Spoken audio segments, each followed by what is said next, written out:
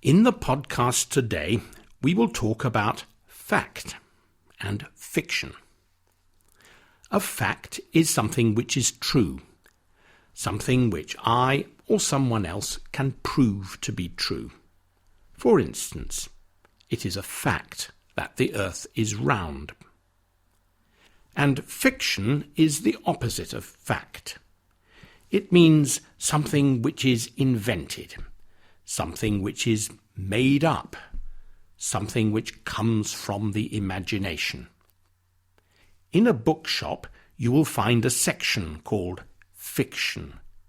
This is where you can buy novels, books of short stories, and so on. Another section of the bookshop will be called non-fiction. This is where you can buy biographies and books about cooking or gardening, books to help you play golf better, and books about learning English. Now let's go to Edinburgh, the capital city of Scotland. Edinburgh is an old and beautiful city, full of fascinating places to visit. One of these is a church called Greyfriars Kirk. Kirk is a Scottish word for church. The church is built on land which was once a Franciscan monastery. The Franciscan monks wore grey clothing, hence the name Greyfriars. Greyfriars Kirk played an important part in the history of Scotland in the 17th century and was a centre for Protestant opposition to the king. However, the reason that thousands of people visit Greyfriars Kirk every year have nothing to do with the 17th century history.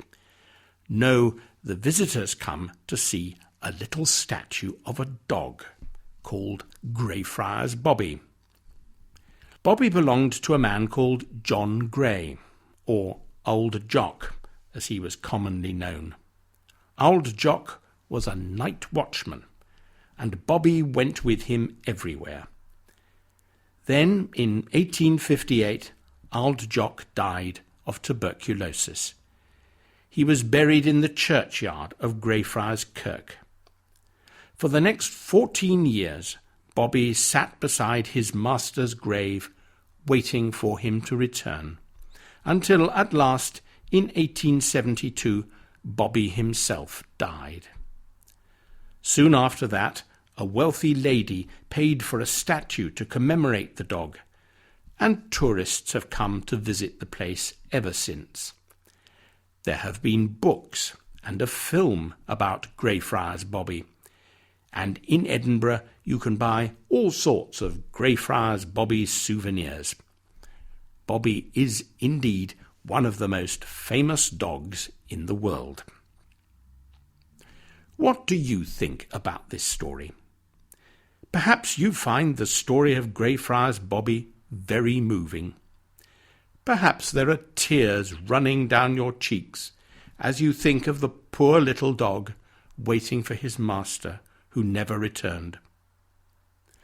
Or perhaps you are thinking, what a stupid dog! Why didn't he go away and chase cats or chew bones or do other things that make a dog happy? Or perhaps you are wondering, is the story of Greyfriars Bobby true? Is it fact or fiction? Unfortunately for the tourist industry of Edinburgh, there are reasons to think that it may be fiction. Jan Bondison of Cardiff University has recently published a book about Greyfriars Bobby. Jan thinks that Bobby was a stray dog, and that the man who looked after the graveyard invented the story about Bobby sitting beside his master's grave. People in 19th century Britain were often rather sentimental, and stories like Greyfriars Bobby appealed to them. The man who looked after the churchyard used to tell the story to visitors, and the visitors would put their hands in their pockets and pull out a few coins to give to him.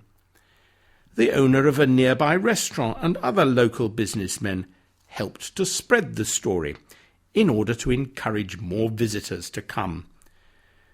When the original Bobby died, probably in 1867, they even found another dog to take his place. In other words, Mr. Bondison thinks that the story of Greyfriars Bobby was a publicity stunt by the Edinburgh tourist industry. So, fact or fiction? I cannot possibly say what I think. Scottish history is full of romantic stories. Wealthy American tourists who imagine that they have Scottish ancestors believe these stories, all of them. The Scottish tourist industry depends on them. It is one of the unwritten laws of our country that English people like me are not allowed to say that a Scottish story, no matter how implausible, is not true. So, if you want to believe that Greyfriars Bobby sat for 14 years beside his master's grave, you can believe it. I'm not going to stop you. Goodbye.